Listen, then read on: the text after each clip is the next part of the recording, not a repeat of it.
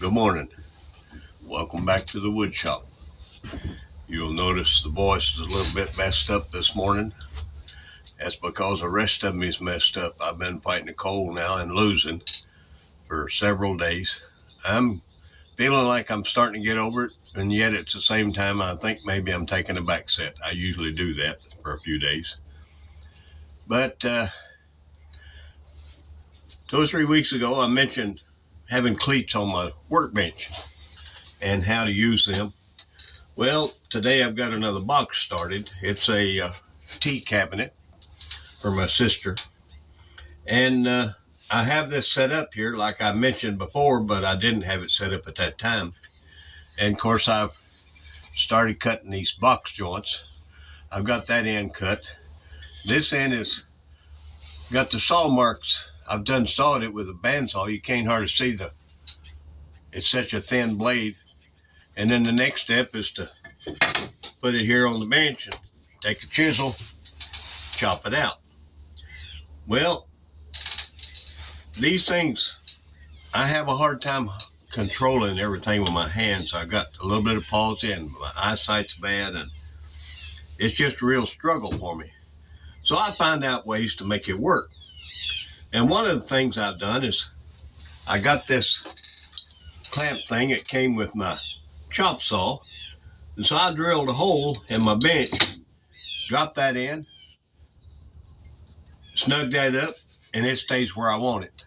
And I can go ahead and do my work. But the other, it's a little bit cumbersome, changing it here and there. Not a big deal, but I also have, in this old vise, there used to be a pop-up cleat of a thing here, and I don't know if you can see that or not. The way the light is, I can't see what I'm seeing. But anyway, this one it was gone, the metal, that tongue it pops up. So I just made me a wooden one to stick in there. It goes better one way than it does the other, evidently. Okay, like that. And then I put me a little short board there to reach across that bridge and lightly snug that up, and that board's going nowhere. I sit there and chop on it. I do whatever I want to do. These are little things you learn to do as you get older, and your facilities aren't as good as they used to be. And so you just do what you got to do to make it happen. But you know, young folk can learn that too. Folks say, well, I could never do that. I don't know how. Well, nobody knows how before they start. You could read it in a book or watch it on a video, and you get some idea of it, but you don't really know how to do it until you've actually done it. Experience is the best teacher. It's also the most expensive teacher. But I used to tell my kids, they'd say, Dad, what does this word mean? I said, go get a dictionary and look it up. If I tell you what that word is, the next time you come across that word, you'll come back and say, what's this word mean? I said, if you look it up for yourself, you'll know what it means and you'll remember it better. And so if you've contemplated doing something in life and thought, I don't know how, I could never do that. Yeah, you never will either, unless you just make up your mind to overcome that mental block, that fear factor, if you please, and say, let me see if I can figure out how to do this. And if you really go about that with a determination, I'm going to make mistakes, but I'll learn from my mistakes, you'll get someplace. And you can. They told me one time, I was going to aircraft mechanic school, and I had to take a aptitude test. And it was kind of a silly little thing in a way, a lot like you would do for kids playing in the kindergarten or something. And here was a grown man playing with shapes and blocks and things of that nature. And at the end of that, the lady giving the test said, I'm not supposed to tell you this, but going by this test, you can do anything you set your mind to. Well, I found that to be true. Now, it didn't mean I'd do everything well. It didn't mean that I became an expert at everything I tried. But it meant that if I needed to change jobs to support the family, if I needed to move and go and do in the Lord's work, I could find something to do to support us. Every kind of job imaginable. There's a few occupations. Obviously, I wouldn't education or smart enough wise. Boy, that's a string of words put together that don't fit. Uh, there's obviously things in life that I never did do and couldn't have very well, if at all. But the basic things with a low education and a lot of determination and something my dad taught me. And by the way, that's where we're going today. We're going to talk about Charles. Uh, that's a complicated subject. And I've been sitting mulling on it this morning, how to go about telling the story of Charles. Dad was a little man, about 5'7" or 8. In his early years, when I can remember him, he was a skinny man, maybe 130 to 140, 142 pounds, something like that. But he was so proud of how big he was to be so small. He despised the word can't. I'll illustrate that. One day, we had a little dairy farm and we cut our own hay and we raised corn and tobacco and all that kind of stuff. And one year, the field there by the house had it in hay. It had been pastured before, and he just let it grow in hay that year. And it didn't do real well. It wasn't the best hay year, I guess. And it wound up being mostly fescue, and that's a grass. But it puts up a little skinny, thin stem with a little seed pod on top later in the year. And so we cut that with a horse-drawn mowing machine. And he borrowed or traded for, I can't remember now, one of the old horse-drawn rakes, with the big long forks that you drag along, and then you pop them up to dump the hay. Well, we raked that with that rake, and then he went around and he took a pitchfork and he pulled those windrows, they call them, together and made shocks. And then we had a horse-drawn wagon that he had somebody cut the spokes off and then knock the center out of 15-inch car rims and mounted those car rims with rubber tires on that horse-drawn wagon. He didn't like steel wheel wagon at all, but that was a good wagon, and it made a really good wagon. And he put a flat on it instead of the old wagon box that most people had. And we used it for firewood and hauling hay and all sort of thing. But that year there wasn't much hay, and so we raked it up like that. And he said, "We're not going to have it baled." We always had to hire somebody to bale our hay, and almost always we had square baled hay. But he said there's not enough of it to pay somebody to come do it. We're just going to haul it loose, and there ain't much of it. We'll just put it in the barn loft. And so he made him a V-shaped flat wagon, hay frame they call it, for the wagon. And we went down there, and I got on the wagon, and Dad would throw that up. He could put more hay up with a fork than anybody I ever seen. And I was supposed to spread that around on that wagon and build a pile of loose hay. You probably never mess with fescue hay, but I tell you what, it's like standing on ball bearings. That is the slickest stuff. You can't hardly stand on it when you start piling it up. It won't be still. So we'd get a little jag, we'd call it, go to the barn and pull through the barn, and I'd get up in the loft, and Dad would fork it up to me. Well, Dad always went about stuff like that, like he was fighting fire and killing snakes all at the same time. I mean, furiously. And he started just covering me up in hay up there, and he got aggravated, which was not unusual. He said, "Get it up there. Push it back in against the plumbuck." I can't. I was a little fella. I was probably 12, 13, maybe 14, I don't know. But I was small for my age. Wiry little fella.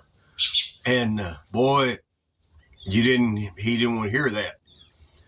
He come boiling off that wagon like a mad bumblebee. He grabbed that fork and he shoved hay plumb out through the eaves of the barn.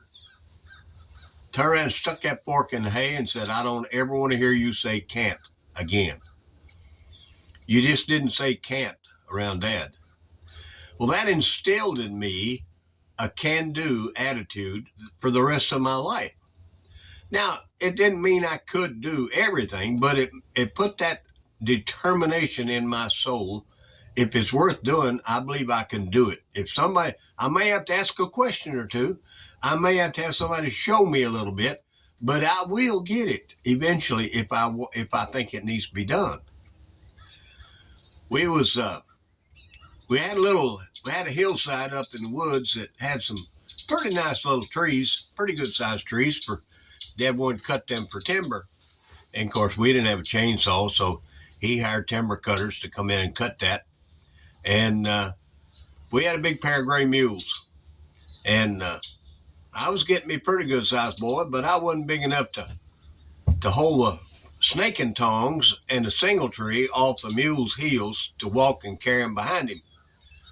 So I'd drop one of the trace chains and let the mule drag that mess up in the woods to a tree, turn him around, and I'd hook everything up, put the tongs on the log, and get back out of the way and let him go. And it worked. He would follow that logging trail back down through the woods. We had a little yard set up there beside the road, and he'd hired some loggers to haul the logs on truck to the mill. But he and I were logging this out. Excuse me, this cold's getting aggravating. And I was working a big gray mule. He was easy to work. He was a gentle soul, but he also was lazy. And he figured out we'd just follow him back to the log yard, and he would just go down there and pull up alongside the other logs and just stand there and wait for us to come unhook him. He said, I get a little rest like this.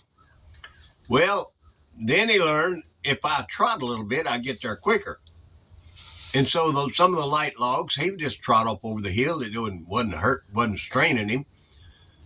But you trot with a log and through between the trees and the stumps and whatever, and that thing would swarp around one, and it would swing back like that, and it would catch behind another tree or a log, and that big old mule, single tree, didn't stop him. He broke 3 or 4 that week, maybe 5. I'm sure he broke 3, and Dad was getting very upset about that. And one time he went swarping over the hill, and he broke that single tree and went on. He went back to the log yard without a log. Well, Dad went down there, and he grabbed that mule by the bit and turned around and swung his fist and hit that mule right behind the eye up on that forehead or temple area, just as hard as he could swing. Well, the mule had too much of a hard head to bother him, but it knocked that little knuckle on his right hand. There's a little cap on that knuckle, and knocked that under the skin back probably 3/4 of an inch. Oh, you talk about sick and pain. He grabbed that hand and he went off over the hill, across the road, down around a branch, and he was sicker than a mule that had been eating the wrong stuff. And he worked and worked and worked trying to get that knuckle cap back down there. But when Dad died, that knuckle cap was still in the wrong place. But that shows you a little bit of the character of Dad. He was impatient. Things had to be done right. That same mule, one day he broke one of those single trees, maybe that same day, I don't know. And when he got to the log yard, he didn't stop. He went off over the bank into the gravel road, headed toward the house. But before you got down toward the barn, there was another little road that went around behind the farm on up and teed back into the other main gravel road up near a neighbor's house. And that mule took that road, and as Dad came through the log yard, he picked up a 18 or 20 foot log chain that was pretty heavy. It make a man realize he's carrying something that was that heavy, and a 14, 15-year-old boy, skinny one at that. It was a chore to carry it very far. He carried that silly chain for about 3/4 of a mile, up to the neighbor's house. Well, the neighbor has mules, and they was in the barn lot, and that Joe mule pulled up to the gate, stood there visiting a while. He thought that was great fun. And Dad must walked right up to him. He didn't care. The mule didn't care. He was fixing to. He just didn't realize it yet. Dad took that log chain and reached through that. There's a ring on each side of the bit of a work bridle. And he just stuck that chain through that one side and over and hooked it in the other side under the mule's chin.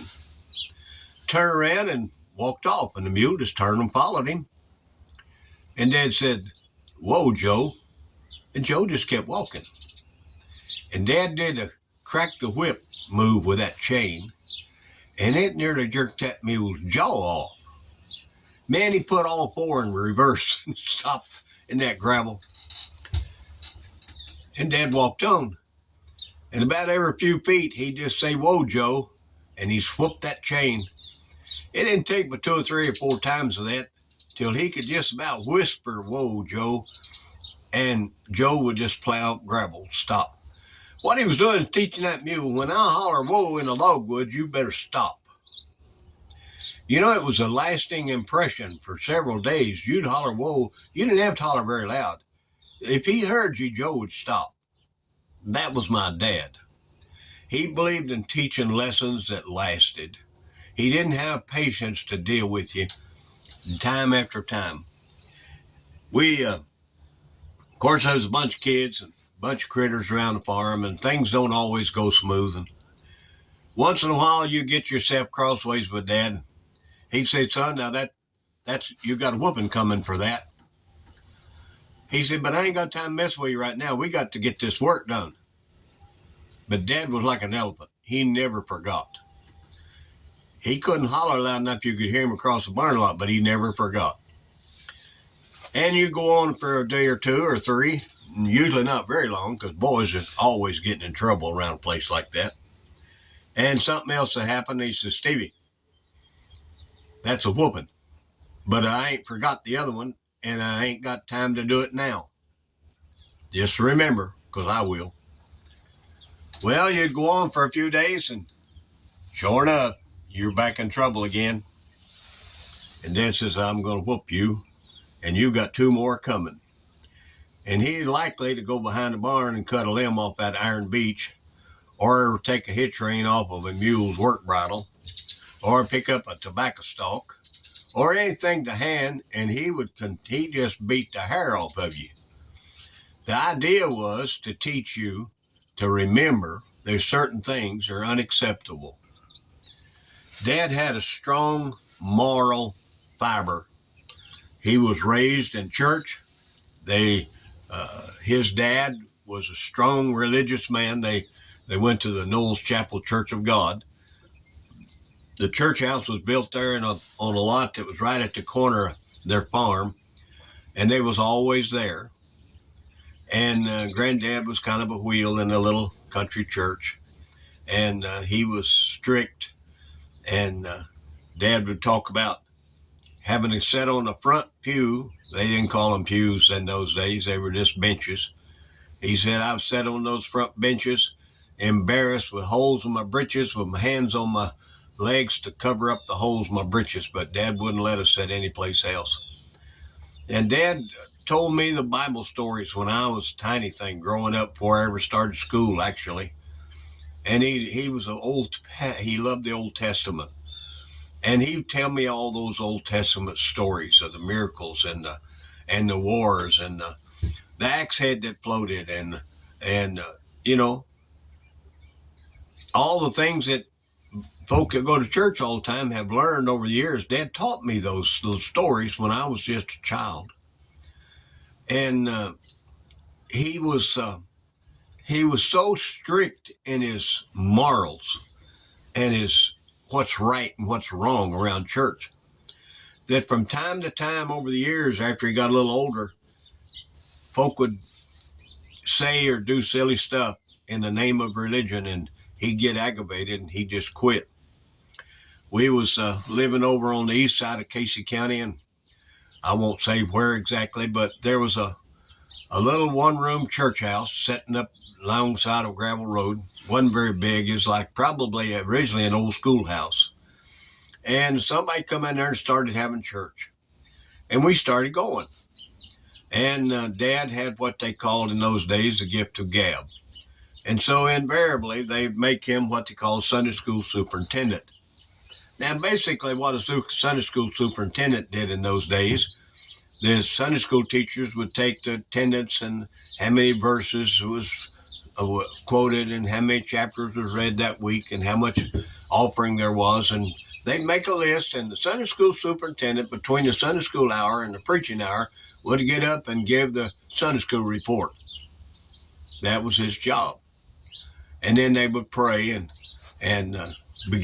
turn it over to whoever was leading singing. And well, anyway, Dad did that for a few weeks. And one of the ladies in the church was a school teacher and quite educated. And she came to Dad and said, we want to order some prayers that are written out. We'll order them from this company in New York that sells these. Oh, my soul, Dad got furious. He said, if that's all church has come to, that a man can't just pray to his God, he has to read something that somebody else wrote for him, I'm through. And he quit. And I kept going to church. By this time, I was getting to be a pretty good sized boy, and we had a pony that was big enough to shoot about 13 hands, if you know the measurements. It was about shirt pocket high on a grown man. And I was getting to be big enough boy. I was out and about by myself, and I rode that pony to church for several weeks like that. And that silly pony would get loose. No matter how I tried to tie her, she would work her way loose. And I had to go hunting for her, and she'd be down the road somewhere a little piece. But that's just growing up as life. But Dad got sick along about that time. He had what they call poison blood, and he was hyperglycemic and was becoming diabetic. And he got so he couldn't work for a long time. And he got ill-natured, ill-tempered. He didn't take forced retirement very well. And life changed after that. And he got so he was hard to be around. And he wound up being bitter in his old age. I mean, and his bitterness stemmed back to church. His parents, him and his dad never did get along. They would argue about religion. And then when my wife and I started going together, we went to the Baptist church, and he never really got over that. And I became a preacher, and he was proud of that, but he hated it that I was a Baptist preacher. But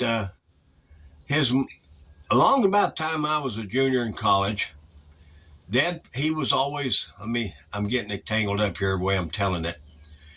He said, you don't need to have your name on a church book. All you need is your name in the Lamb's Book of Life. Well, that's partly true, mostly true. You don't need to have your name on a church book, but, it's a commitment to a life with God's people. And it's not a legal document. It's just I'm committing myself to be a part of God's people and work. And it's just like you'd make a commitment to pay your rent or your car payment or anything else, really. And most people don't take it even that strong. But anyway, he found out when I was a junior in college that he was a member of the Church of God of Anderson, Indiana. And he didn't know it until he was in his 50s, probably. He had found out that his mother was a secretary and treasurer of the church, a little country church, and she had signed everybody up as members of the church of Anderson, Indiana. Now, how that come about, I don't know. Oh, my word. When Dad died, he still wouldn't forgive her or his dad for what he perceived as religious bigotry or something. It was, and we'd talk to Dad and said, Dad, God said if you can't forgive, how would he go forgive you? I'm not going to do it. He was so furious right up until the day he died. And I'm not proud of telling this story. It's not really for public, but yet maybe somebody that'll come along and see this video, and maybe it'll make a difference in your heart or in the way you look at parents or friends. Look, I love Dad. I mean, right up to the day, look, I left home when I was 16 years old because me and Dad couldn't get along. But I loved him anyway. And I think he loved me too. But he just couldn't stand the idea that I would be different than he wanted me to be. Look, my son's not like me. I wish he was more like me in some ways, but not every way. But that don't make him wrong or make him bad. It just makes him different.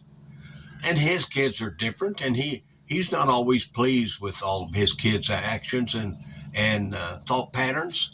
But they're still our kids, our grandkids and great-grandkids. Look, it's family, and you love them in spite of everything, and sometimes because of everything.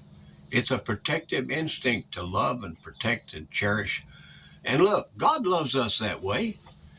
God disciplines us if we're His, and God corrects us, and He tries to help us to do right. And we're just big old children, you know. We got our own ideas. We got our own want-tos and not want-tos. Look, this is just a sketch of my dad, Charles Noel. He loved God, but he was just a human. We all are. We're just humans. God knows that. Sometimes we use that as an excuse to be more human than we ought to. And we say, oh, God knows, God understands. Yeah, He does understand, but don't mean He approves. So this will be the end of it. Maybe next week I'll tell you the story of Josephine. That's my mama. So y'all behave yourself now. This is Steve in the wood shop, not doing much work today. I don't feel good. Don't need to do any work. I'm retired. And I'm not exactly always happy about that, but I try to be. Y'all behave now. Talk to you next time. Bye.